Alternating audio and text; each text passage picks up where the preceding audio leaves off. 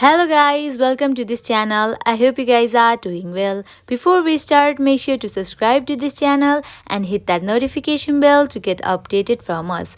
Today in this video, I'm going to teach you to find out your Apple ID in your iPhone. If you are just new to iPhone, you may get confused where to find out your Apple ID. Watch this video till the end so you will be able to find out your Apple ID in your iPhone. Now let's get straight into the process. Firstly, you have to find out your setting app in your device. After you find out setting, tap on that setting app, open it. Now at the top you will be seeing your name, tap on that.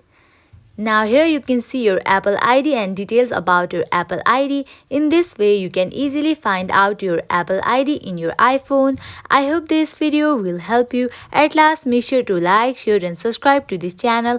Also hit that bell icon so that you will get notified whenever we post new videos and contents. Thank you.